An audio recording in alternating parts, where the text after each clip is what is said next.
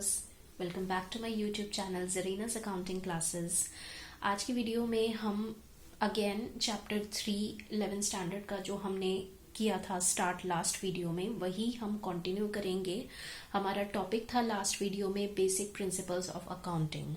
तो last video में हमने 3 बेसिक प्रिंसिपल्स ऑफ अकाउंटिंग अच्छे से सीख लिए थे, समझ लिए थे, और बाकी के जो प्रिंसिपल्स बचे थे वो मैं इस वीडियो में लेकर आई हूँ। उन प्रिंसिपल्स को सीखने के लिए आप मेरी वो प्रीवियस वीडियो चेकआउट कर सकते हैं, लिंक मैं आपको डिस्क्रिप्शन बॉक्स में दे दूंगी। So let's get started without any delay.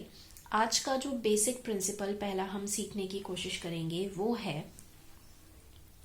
Principle of revenue recognition. Business enterprises utilize resources to earn revenue by sale of goods or rendering of services. ये तो आप सभी को पता होगा कि कोई भी बिजनेस एंटरप्राइज है तो वो क्या करती है, उसका पर्पस क्या होता है, रेवेन्यू जनरेट करना, रेवेन्यू अर्न करना, पैसा कमाना, ठीक है। और वो ये रेवेन्यू अर्न करती है कुछ रिसोर्सेज का इस्तेमाल करके। पहले वो कुछ रिसोर्सेज को यूटिलाइज करती है, उन रिसोर्सेज के जरिए से वो प्रोडक्शन करती है गुड्स का या सर्विसेज का, और फिर उन गुड्स और सर्विसेज की वो सेल करती है, मतलब गुड्स की सेल करती है, सर्विसेज रेंडर करती है, ठीक है। यही एक बिजनेस एंटरप्राइज का पर्पस होता है, ठीक है। तो प्रिंसिपल ऑफ रेवेन्यू रिकॉग्निशन यही बताता है आपको कि जो मोटिव होता है एक बिजनेस फर्म का, जो उद्देश्य होता है एक बिजनेस स्टार्ट करने का, वो यही होता है रेवेन्यू रिकॉग्निशन, यानी कि पैसा कमाना, रेवेन्यू जनरेट करना, इनकम अर्न करना, ठीक है। तो बस यही है प्रिंसिपल ऑफ रेवेन्यू रिकॉग्निशन, ठीक है। तो एक बिजनेस एंटरप्राइज जो रेवेन्यू जनरेट करती है अपने लिए, जो भी वो अर्न करती है, उसको हम 3 बेसिस में डिवाइड कर सकते हैं कि रेवेन्यू कैसे डिटरमाइन किया जाता है। 3 basis are there: sales basis, cash basis and production basis. अब क्या मतलब है इन तीनों बेसिस का? सबसे पहले हम समझते हैं sales basis. According to sales basis, the revenue is deemed to be realized when the title or the ownership of the goods has been transferred to the purchaser. For revenue, the sale must be complete in all respects. हमारा motive क्या है main business का? कि revenue generate हो, income earn की जाए, ठीक है। तो सेल्स बेसिस का मतलब ये है कि रेवेन्यू तब ही मानी जाएगी कि रियलाइज हुई है जब एक बिजनेस फर्म गुड्स को ट्रांसफर कर देगा परचेजर को, यानी कि जो भी गुड्स उसने प्रोड्यूस किए हैं वो परचेजर को पहुंचा देगा, सेल कर देगा उन गुड्स की, तभी माना जाएगा कि रेवेन्यू अर्न कर ली है एक बिजनेस फर्म ने, क्योंकि जब वो सेल करेगा तभी उसके पास पैसा आएगा रिटर्न में, ठीक है। तो रेवेन्यू तभी रियलाइज्ड मानी जाती है जब जो भी गुड्स प्रोड्यूस किए हैं किसी बिजनेस फर्म ने, वो उसका टाइटल या उसका ओनरशिप दूसरे पर्सन को या परचेजर को ट्रांसफर कर दे, ठीक है।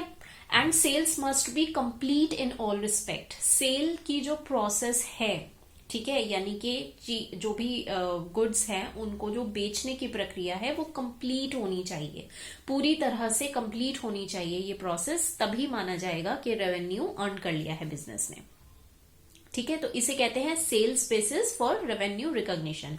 अगर बिजनेस को रेवेन्यू अपने लिए अर्न करनी है तो सेल्स बेसिस पे वो करेगा, जब वो सेल्स कर देगा अपने गुड्स की। दूसरा बेसिस आता है कैश बेसिस। इसमें revenue is deemed to be realised when it is actually received in cash. Cash basis को हम इस तरह से एक्सप्लेन कर सकते हैं कि जब एक्चुअली में बिजनेस फर्म किसी भी गुड्स या सर्विसेज को बेचने में कामयाब हो जाती है और उसके बदले कैश रिसीव करती है, तो ही माना जाएगा कि उसने रेवेन्यू रियलाइज कर ली है। जब उसके हाथ में कैश आ जाएगा, जब उसे कैश पूरी तरह से रिसीव हो जाएगा, तभी माना जाएगा कि बिजनेस फर्म ने रेवेन्यू रियलाइज कर ली है। This basis is adopted when goods are sold on instalment basis. अब इसका एग्जाम्पल ये है कि मान लीजिए कोई ऐसा गुड बेचा गया है, उसकी सेल की गई है इंस्टॉलमेंट बेसिस पर। ठीक है, इंस्टॉलमेंट का मतलब होता है कि कोई चीज बेची गई और अब उसकी जो पेमेंट है वो हमें कुछ टुकड़ों में मिलेगी, यानी कि टाइम टू टाइम एक फिक्स्ड अमाउंट थोड़ा थोड़ा करके हमें मिलेगा। जितनी वैल्यू थी उस गुड की, तो वो टोटल वैल्यू एक साथ नहीं मिलेगी बिजनेस फर्म को, टुकड़ों में मिलेगी, थोड़ा थोड़े अमाउंट में मिलेगी after some interval of time. ठीक है, तो मान लीजिए कोई गुड इंस्टॉलमेंट बेसिस पर बेचा गया है, तो यहां पर ये बेसिस अप्लाई होता है। ठीक है, तो यहां पर कैश बेसिस का मतलब ये है कि जब पूरा कैश रियलाइज हो जाएगा, जब पूरी तरह से कैश हाथ में आ जाएगा बिजनेस फर्म के, तब माना जाएगा कि रेवेन्यू उसने रियलाइज कर ली है, अपने लिए उसने कमा लिया है, पूरी तरह से जो उसे अर्न करना था उसने कर लिया है। जब तक इंस्टॉलमेंट्स पूरी नहीं हुई है तब तक नहीं माना जाएगा कि कुछ रेवेन्यू जनरेट कर रही है बिजनेस फर्म, और जब पूरी तरह से सारी इंस्टॉलमेंट्स आ जाएंगे उसके हाथ में, तभी माना जाएगा कि उसको रेवेन्यू पूरी तरह से रियलाइज हो चुका है, जब उसके हाथ में कैश आ जाएगा। ठीक है, instalments received in respect of these goods are treated as revenue. तो जो यहाँ पर इंस्टॉलमेंट वर्ड हमने यूज किया है, इंस्टॉलमेंट मतलब टाइम टू टाइम जो पैसा उसे मिलेगा, तो जो इंस्टॉलमेंट उसे रिसीव होंगी वही माना जाएगा कि रेवेन्यू, टाइम टू टाइम उसे ये मिल रहा है। ठीक है, तो ये हो गया कैश बेसिस। तीसरा बेसिस जो है रेवेन्यू रिकॉग्निशन का, वो है प्रोडक्शन बेसिस पर किस तरह से रेवेन्यू रियलाइज होता है। Revenue is recognised at the time of production when, देखिए दो तरह के एग्जाम्पल मैं आपको इसमें दूंगी कि रेवेन्यू कब माना जाएगा बिजनेस फर्म को रियलाइज हुआ या अर्न कर लिया बिजनेस फर्म ने। पहला एग्जाम्पल है गोल्ड का। देखिए गोल्ड एक ऐसी चीज है जिसकी मार्केटिंग जो है वो इजीली हो जाती है, मतलब कि एक प्रोसेस होती है जिसमें ये पूरा डिसाइड किया जाता है कि गोल्ड की कितनी रहेगी, प्राइस रहेगी। ठीक है, एक फिक्स्ड प्राइस वही चलती रहती है। आप किसी भी गोल्ड के शोरूम में जाओ, शॉप पर जाओ, तो वहां आप किसी भी शॉप पे जाओ, आपको फिक्स्ड प्राइस ही पता चलेगा गोल्ड का। ठीक है, तो मार्केटिंग तो उसकी इजीली हो जाती है, मतलब कि एक ऑब्जेक्टिवली डिटरमाइंड प्राइस होता है, यानी कि जो सभी द्वारा एक्सेप्टेबल होता है वही प्राइस निर्धारित किया जाता है गोल्ड का। For example, in case of gold, marketing of product is not a problem, revenue is recognised in the period in which gold is mined. तो यहां पर गोल्ड की जो हम प्राइस निर्धारित करते हैं वो उसकी माइनिंग के टाइम पे ही कर लेते हैं। ठीक है, रेवेन्यू हम तभी मान लेते हैं कि इतनी इससे रियलाइज होगी जब गोल्ड माइन हो रहा है, उसी समय रेवेन्यू रिकॉग्नाइज कर ली जाती है कि इतना गोल्ड बेचकर कस्टमर्स तक पहुंचाकर इतना रेवेन्यू जनरेट होना चाहिए। उसी बेसिस पर उसकी प्राइस डिटरमाइन की जाती है गोल्ड की। आप देखते हो जैसे कि आप न्यूज में सुनने को आता है कि गोल्ड की कीमत इतनी बढ़ गई, 60,000 हो गई, 80,000 हो गई। ठीक है, तो ये जो time to time price determine किया जाता है, ये माइनिंग के टाइम पे ही कर लिया जाता है, तो उसी समय यानी रेवेन्यू रिकॉग्नाइज कर ली जाती है कि इतना गोल्ड बेचकर हमें बिजनेस फर्म को इतनी रेवेन्यू जनरेट होगी। ठीक है, एक और एग्जांपल मैं आपको देती हूं। इन case of long term construction project, मान लीजिए कोई कंस्ट्रक्शन प्रोजेक्ट है, यानी कि कोई बिल्डिंग बनने का काम हो रहा है, तो उसमें कैसे रेवेन्यू रियलाइज होगी, कैसे, कब आएगा पैसा, है ना। ये एक सोचने की बात है कि एक बिल्डिंग बनने में तो बहुत ज्यादा टाइम लग जाता है, तो it is difficult to postpone the revenue till the completion of full contract. तो हम रेवेन्यू का इंतजार बिजनेस फर्म तब तक तो नहीं कर सकती जब तक सालों में, महीनों में जो बिल्डिंग बनेगी तब तक वेट नहीं किया जा सकता। ठीक है, तो फिर कैसे, किस पॉइंट ऑफ टाइम पे रेवेन्यू जनरेट मानी जाएगी। In such a case, proportionate part of revenue by the end of the year is recognized as realized. तो इसमें proportions में revenue को बांट दिया जाता है. ठीक है, मान लीजिए 1 ईयर का प्लान है कि 1 ईयर में ये बिल्डिंग कंप्लीट हो जाएगी, तो 1 ईयर का तो वेट नहीं करेगी जो भी कंस्ट्रक्शन का काम कर रही है जो भी कंपनी, तो वो 1 ईयर का वेट नहीं करेगी अपने रेवेन्यू के लिए, तो उस रेवेन्यू को प्रोपोर्शनेटली बांट दिया जाता है. और प्रोपोर्शनेट यानी कि छोटे छोटे मतलब उसको डिवाइड कर दिया जाता है. ठीक है, रेवेन्यू को कि टाइम टू टाइम इतना बिजनेस फर्म को दिया जाएगा. जो भी वो काम करके दे रही है, जो भी वो बिल्डिंग बना के दे रही है, उस सर्विस के बदले उसको जो रेवेन्यू दी जाएगी वो टाइम टू टाइम दे दी जाएगी प्रपोर्शंस में. ठीक है, तो ये 2 एग्जाम्पल मैंने बताए कि कैसे बिजनेस फर्म अपने लिए रेवेन्यू जनरेट करता है, कैसे वो अर्न करता है बिजनेस फर्म. ठीक है, तो 3 बेसिस हो गए उसके. सेल्स बेसिस, जब माना जाए कि सेल्स पूरी तरह से हो चुकी है, कंप्लीट हो चुकी है, तो माना जाएगा कि रेवेन्यू रियलाइज होगी. कैश बेसिस में जब कैश पूरी तरह से, पूरी जो पेमेंट है पूरी तरह से कैश जब हाथ में आ जाए बिजनेस फर्म के, तो कैश बेसिस होता है. और प्रोडक्शन बेसिस यानी कि प्रोडक्ट के प्रोडक्शन के हिसाब से कि वो प्रोडक्ट जल्दी बन जाएगा तो उस हिसाब से उसके अकॉर्डिंगली रेवेन्यू जनरेट होगी. और अगर जैसे मैंने बिल्डिंग कंस्ट्रक्शन का एग्जांपल दिया, उसमें पूरा 1 साल लग जाएगा, तो time to time business firm जो है रेवेन्यू जनरेट करेगा. ठीक है, इसको प्रोडक्शन बेसिस कहते हैं. तो आई थिंक ये बिल्कुल क्लियर हो गया होगा. This is called principle of revenue recognition. कैसे बिजनेस फर्म अपने लिए रेवेन्यू रियलाइज करता है, कैसे अर्न करता है बिजनेस फर्म. ठीक है, अलग अलग बेसिस पर. अब हम चलते हैं दूसरे प्रिंसिपल की तरफ. हमारा जो नेक्स्ट प्रिंसिपल है वो है principle of matching cost and revenue.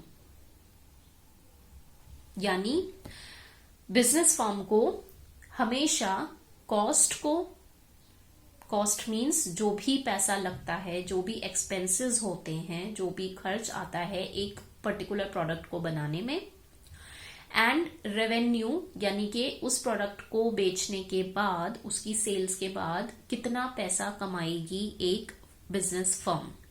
तो बिजनेस फर्म को अपनी ये दोनों चीजों को, कॉस्ट को और रेवेन्यू को मैच करना होता है. ठीक है, तो ये सिद्धांत यही है, principle of matching the cost and revenue. तो इस प्रिंसिपल को हम समझेंगे. One of the important purposes of accounting is the measurement of performance. ठीक है, हम अकाउंटिंग क्यों करते हैं, ये मैं अपने जो पहले हमने टॉपिक किया है कि पर्पस ऑफ अकाउंटिंग क्या है, ऑब्जेक्टिव्स ऑफ अकाउंटिंग क्या है, तो उसका सबसे इंपॉर्टेंट पर्पस यही होता है अकाउंटिंग का कि हम एक पर्टिकुलर बिजनेस कंसर्न की परफॉर्मेंस को मेजर कर सकें कि वो कैसा परफॉर्म कर रहा है, क्या वो प्रॉफिट की तरफ जा रहा है, क्या वो लॉस की तरफ जा रहा है. ठीक है, तो उसका परफॉर्मेंस कैसा है, ये सबसे इंपॉर्टेंट पर्पस रहता है अकाउंटिंग का. Performance is measured with reference to a specific accounting period. और ये जो परफॉर्मेंस मेजर की जाती है वो एक स्पेसिफिक पीरियड के लिए की जाती है कि एक इस अकाउंटिंग पीरियड में कैसी परफॉर्मेंस रही, फिर नेक्स्ट अकाउंटिंग पीरियड में कैसी परफॉर्मेंस रहेगी. ठीक है, a revenue earned in that period and the expenses incurred for earning such revenue are matched together to determine the net result. तो पर्पस क्या है, बिजनेस फर्म की परफॉर्मेंस को जानना. ठीक है, तो इसके लिए मैचिंग की जाती है. A revenue earned in that period के एक पर्टिकुलर पीरियड में बिजनेस फर्म ने कितना रेवेन्यू अर्न किया, and on the other hand the expenses incurred for earning such revenue. उस रेवेन्यू को अर्न करने के लिए पहले खर्च कितने किए गए, कितने एक्सपेंसेस हुए बिजनेस फर्म द्वारा. इन दोनों चीजों को मैच किया जाता है to determine the net result, ताकि टोटल एक पिक्चर सामने आए कि खर्च करने के बाद बिजनेस फर्म के पास रेवेन्यू कितना आया है, कितना उसने कमाया है. ठीक है, इन दोनों चीजों को मैच किया जाता है. For example, sales of ₹10 lakh is revenue of the business but not the profit. मान लीजिए एक बिजनेस फर्म ने 10 लाख की सेल्स की है, ठीक है, तो ये 10 लाख की जो उसने सेल्स की है उसके इस सेल्स के बदले उसके पास पैसा आएगा, जो 10 लाख रुपए उसके पास आएगा वो उसकी रेवेन्यू हुआ, वो उसका प्रॉफिट नहीं हुआ, वो उसका रेवेन्यू हुआ कि 10 लाख की चीज बेची, 10 लाख के गुड्स बेचे तो 10 लाख उसके पास रेवेन्यू आया, but this is not the profit. If cost of goods sold is ₹5 lakh, ₹5 lakh will be the gross income. That is ₹10 lakh minus ₹5 lakh. यानी जो 10 लाख रुपए बिजनेस फर्म के पास एज रेवेन्यू आए, पहले हमें उसमें से लेस करना होगा, माइनस करना होगा, सब्ट्रैक्ट करना होगा कॉस्ट ऑफ गुड्स सोल्ड, यानी कि लागत कितनी लगी, कितना खर्च हुआ उन गुड्स को बनाने में, पहले उस अमाउंट को हमें माइनस करना होगा, उसके बाद हमें पता चलेगा उस बिजनेस फर्म की ग्रॉस इनकम, यानी कि कितना बिजनेस फर्म ने कमाया है एक्चुअल में.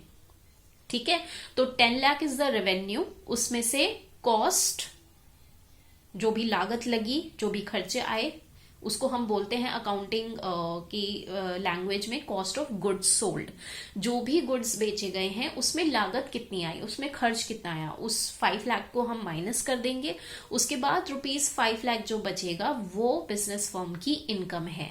तो बिजनेस फर्म को कहने का कंक्लूजन ये है कि बिजनेस फर्म को हमेशा अपनी कॉस्ट और रेवेन्यू को साथ साथ लेकर चलना होता है, हमेशा मैच करना होता है. ये है principle of matching cost and revenue. ठीक है, अच्छा, इसको और डिटेल में समझने के लिए हमें 2 टर्म्स को समझना और जरूरी है. जो भी बिजनेस फर्म अर्न करता है उसमें हम 2 टर्म्स यूज करते हैं. एक तो उसकी ग्रॉस इनकम या ग्रॉस प्रॉफिट कह लीजिए, और दूसरी होती है उसकी नेट इनकम या नेट प्रॉफिट कह लीजिए. ठीक है, अब इस वीडियो में तो ये पॉसिबल नहीं होगा कि मैं ये दोनों टर्म्स भी आपको डिटेल में बताऊं, लेकिन आई प्रॉमिस कि मैं एक और वीडियो बनाऊंगी जिसमें मैं आपको ये दोनों टर्म्स, बिजनेस की ग्रॉस इनकम और बिजनेस की नेट इनकम क्या होती है, ये मैं आपको डिटेल में समझाऊंगी भी, और इसका प्रैक्टिकली एक क्वेश्चन करके हम अच्छे से समझ जाएंगे कि कैसे कैलकुलेट की जाती है. ठीक है, तो इसके लिए मैं एक अलग वीडियो आपके लिए जरूर बनाऊंगी. नेक्स्ट जो है हमारा एक लास्ट प्रिंसिपल हम और कर लेते हैं, that is principle of full disclosure. क्या कहता है ये सिद्धांत, principle of full disclosure? This principle implies that accounts must be honestly prepared and all the material information must be disclosed. जैसे नाम से ही हमें पता चल रहा है फुल डिस्क्लोजर, यानी कि जो भी मटेरियल इंफॉर्मेशन है, यानी कि जो भी इंपॉर्टेंट इंफॉर्मेशन है वो बहुत ही हमें ऑनेस्टली डिस्क्लोज कर देनी चाहिए इंटरेस्टेड पार्टीज को. ठीक है, सारे अकाउंट्स भी ऑनेस्टली बनाने चाहिए और सारी मटेरियल इंफॉर्मेशन भी हमें इंटरेस्टेड पार्टीज को डिस्क्लोज करनी है. In other words, there should be a sufficient disclosure of information which is of material interest to the users of the financial statements. अब users कौन होते हैं? Proprietors हो गए, ठीक है, बिजनेस के प्रेजेंट एंड पोटेंशियल क्रेडिटर्स, यानी कि आज जो क्रेडिटर्स हैं बिजनेस फर्म के या आगे हो सकते हैं, उनको ये इंफॉर्मेशन चाहिए होती है. इन्वेस्टर्स जो इन्वेस्ट करते हैं आपके बिजनेस में पैसा, तो ये सारी इंटरेस्टेड पार्टीज होती हैं. तो इन सब इंटरेस्टेड पार्टीज को जो भी इनके लिए इंपॉर्टेंट इंफॉर्मेशन है वो हमें जरूर डिस्क्लोज करनी है इन पार्टीज को. The notion is so important that the companies act makes ample provision for the disclosure of essential information. तो इस एसेंशियल इंफॉर्मेशन के डिस्क्लोजर के लिए कंपनीज एक्ट में कुछ प्रोविजंस बनाए गए हैं. कंपनीज एक्ट एक ऐसा एक्ट होता है जो आपको रूल्स एंड रेगुलेशंस बताता है एक कंपनी को चलाने की. ठीक है, तो कंपनीज एक्ट ने बहुत जो है प्रोविजंस अच्छे से दे रखे हैं कि कैसे एसेंशियल इंफॉर्मेशन को डिस्क्लोज करना है. ठीक है, in the company accounts. The content of balance sheet and profit and loss account are prescribe by law. उसी तरह से कंपनीज एक्ट कह लो या जो भी कंपनी से रिलेटेड लॉज होते हैं उन्होंने भी यही कहा है कि बैलेंस शीट के कंटेंट क्या होने चाहिए वो भी लॉ में दिया गया है, प्रॉफिट एंड लॉस अकाउंट में क्या कंटेंट्स होने चाहिए वो भी लॉ में दिया गया है। यानी कि कोई भी कंपनी, कोई भी बिजनेस फर्म अपनी मर्जी से कुछ नहीं कर सकती, लॉ के अनुसार ही उसे एक एक कंटेंट जो है वो लॉ के अकॉर्डिंगली ही डालना है अकाउंट्स में, चाहे वो बैलेंस शीट अपनी तैयार कर रही हो या प्रॉफिट एंड लॉस अकाउंट तैयार कर रही हो।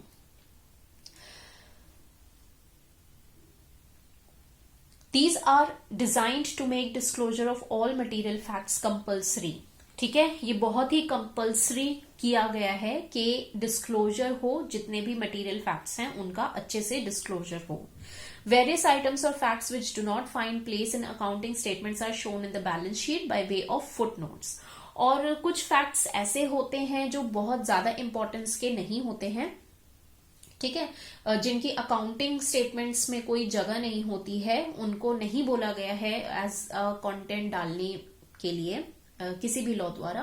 तो ऐसी इंफॉर्मेशन को हम क्या करते हैं, फुट नोट्स के तौर पे डाल देते हैं। जब हम बैलेंस शीट बनाते हैं तो फुट नोट के तौर पे, यानी कि छोटी सी लाइन में इन्फॉर्म कर देते हैं हम कि ये इसका डिस्क्रिप्शन है, इस एंट्री का ये डिस्क्रिप्शन है। ठीक है, एग्जाम्पल के लिए कॉन्टेंजेंट लाइबिलिटीज।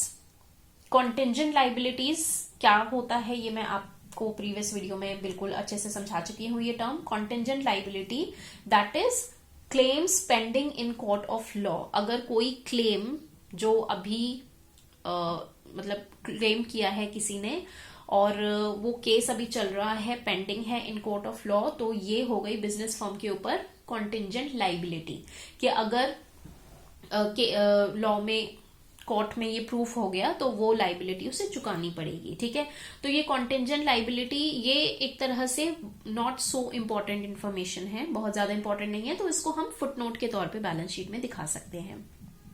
ठीक है, उसी तरह से change in method of valuation of stock और प्रोवाइडिंग डेप्रिसिएशन और for making provision for doubtful debts. ठीक है, और भी बहुत सारी चीजें हैं, जैसे कि डेप्रिसिएशन कौन से मेथड से लगाती है बिजनेस फर्म, ठीक है, या एक प्रोविजन बनाया जाता है फॉर डाउटफुल डेट्स, मतलब किसी भी चीज को लेकर, किसी भी पेमेंट को लेकर जब डाउट होता है उसको हम डाउटफुल डेट्स बोलते हैं। ठीक है, तो उसके लिए प्रोविजन बनाना। तो बहुत सारी ऐसी चीजें होती हैं जो बहुत ही फिक्स्ड नहीं होती हैं, बट उनकी आशंका होती है, तो जो बहुत ज्यादा इंपॉर्टेंट इंफॉर्मेशन में नहीं मानी जाती हैं तो उसको एज फुट नोट हम बैलेंस शीट